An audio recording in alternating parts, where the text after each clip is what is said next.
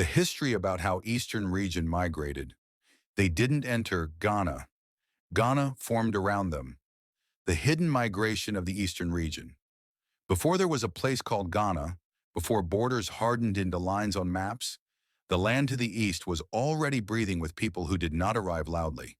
They came quietly, so quietly that history later forgot to call it a migration. The people of the eastern region, Akuapem, Akyem, Krobo, Guan, did not march in columns or conquer with fire. They folded themselves into the land, like water finding its level. The movement that left no footprints.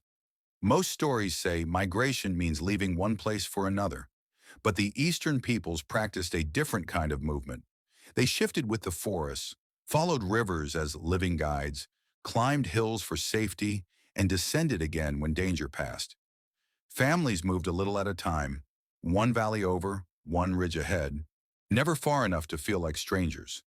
So when later historians came asking, where did they come from? The land itself had already answered. They came from here. The hills that remember the Akuapem Ridge was not chosen by accident.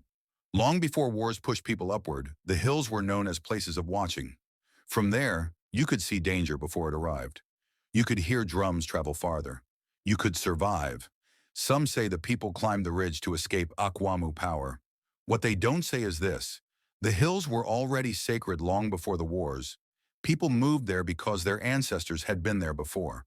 Migration wasn't panic, it was return. Akyem, the people who followed the gold shadow. Akyem's stories talk about movement, but never exile. They followed rivers that glittered, not because of greed, but because gold was believed to be the earth's memory. Where gold appeared, ancestors had once walked. So Akyem migration looked like exploration, but it was really recognition. We know this place. Our spirits have been here. That's why Akyem stools are said to sit heavy. They were never new to the land, Krobo stones in silent agreements. The Krobo did not announce their arrival. They climbed the mountains and made agreements with the rocks. Stones were stacked, not to build cities, but to mark promises. We will protect this place. We will not overtake it. We will grow with it. Even today, some of those stones stand where no one remembers placing them. That's not settlement. That's belonging.